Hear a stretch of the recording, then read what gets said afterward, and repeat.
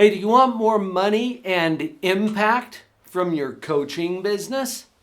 Positive psychology can help.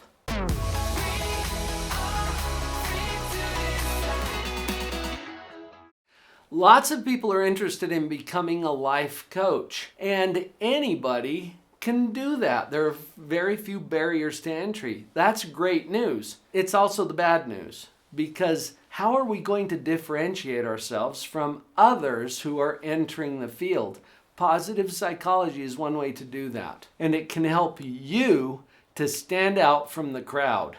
Hi, I'm Dr. Paul Jenkins. I'm a professional psychologist, and I have made a transition in my career from traditional psychotherapy, where I hung out for about 15 years, to life coaching, personal development coaching, professional development coaching, family coaching. Everything that I do now is coaching based on principles of positive psychology. I get to stand out from some of the other life coaches out there because I have a PhD in psychology, and I've done all of this research and development into models of positive psychology. What makes you stand out? What allows you to differentiate yourself from all of the other people who are setting up a life coaching business? Now, whether you have an answer to that right now or not is not that important. I want you to be thinking about that, because being able to differentiate yourself will make a huge difference in your marketing, in your sales, in filling up your practice with paying clients. And whatever it is that differentiates you has to be impactful. That's what will allow people to start sharing it and spreading the word about how you have changed their life. So let's look at the difference between two words, trite and tried. And when I say trite, I'm talking about fluffy platitudes, like just think positive, which you hear from motivational speakers or gurus from the stage. And it can be so annoying, especially if there's no sound psychological principle that is driving it, or if they don't understand what it even means. You hear people touting this stuff all the time. Live your truth. What does that even mean? That's what I'm putting in the category of trite. And you can jump on board with everybody else who's doing the trite, fluffy stuff, or we can get to the tried and true principles that are backed up by solid psychological principles, clinical experience, and a lot of application in different contexts. One of the things that I've found that differentiates trite from tried is the concept of ideas versus models. Now, ideas are just kind of ethereal, floating out there thoughts, whereas a model is something that can be reduced to a printed visual format. It can be copyrighted, it can be shared, it can be licensed. That's what I mean by a model. Whatever your ideas are about how you can help people or have an impact on their real life circumstances, what if you could reduce that to a model that you could share? That makes it even more powerful than an idea. Like this one. Let me just give you an example of a model that I've created.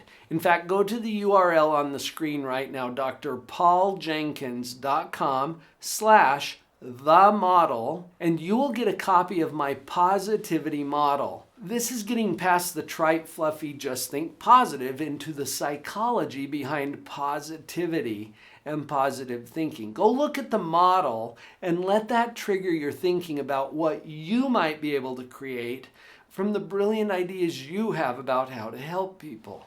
Now, I've been training and certifying coaches for probably close to a decade now. And one of the common errors that I see people make when they get into a life coaching business is that they do it solo. I get that you're an entrepreneur. That's one reason that you might choose this particular line of work. But you don't have to do this on your own. What if you were to surround yourself with a community of people who understand you, who get you, who know that you're called to this, and it's not easy, but we can help each other out in this. You don't have to do this alone. Look for a group that you can associate with.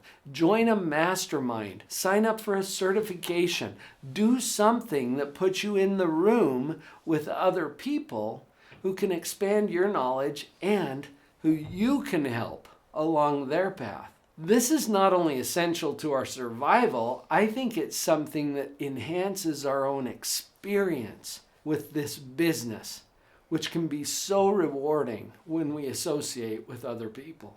Now, along those same lines, in addition to the community and the support that we all need, coaches need coaching. Coaches need coaching. I have hired several coaches to help me because I have a responsibility to coach all of my clients. So I want to stay sharp. I want to be engaged in new thinking. I want somebody who can help me to see some of my own head trash that gets in the way of moving forward to establish effective business models, for example, or to take courageous steps to innovate new services or models that I can use with my clients. And I get in my own way all the time. I'm a professional psychologist who's practicing coaching, and I need coaches. Be humble enough to realize that you're going to need to hire someone to keep you sharp and to coach you through. And this is a little different from our colleagues, okay, in that community I was talking about. Get enrolled in some program or coaching process that will allow you to do that. And I promise it will pay great dividends. And by the way, while we're on this, I only hire coaches who are open to coaching. So I want them to be getting their coaching too so that they can help me the most. I get a little resistance to this sometimes because a lot of people, especially if they're just starting out in their coaching career, they don't think that they can afford to get high-level coaching of their own. Don't look at this as an expense. What if you were to see it as an investment? It pays great dividends for you to invest in you because you are the primary asset that you bring to your coaching practice. So whatever you can do to invest in you is going to pay off in the long run. Now, before I turn you loose today, I wanted to acknowledge also clarity. As you feel called to do this, there are certain things you need to be really clear about in order to set up an effective business as a life coach. There are 7 clarities that I would love to share with you in the form of a quiz. So jot this down or open it up in another browser, drpauljenkins.com/practitioner quiz. You are the practitioner. The quiz is to help you assess your level of clarity across 7 domains that are essential for anyone who is setting up a life coaching practice. Just go check it out. See where you are. And when you've completed the quiz, click submit, and I will provide the results to you immediately, along with some steps that you might be able to take. That will also put you and me in contact so that we can have additional conversations about what might be next in moving you forward to have more impact and make more money in your coaching business. Actually, this is kind of cool because when you have more impact, you will make more money. So the question becomes, how do I have that impact? And that's why we had this conversation today. I hope that you found this helpful. Go take the quiz, okay? That's up next. Go take the quiz, submit for your results, and then talk to us. Talk to a member of my team. Let's see if we can help you to take those powerful steps moving forward. Thanks for coming by.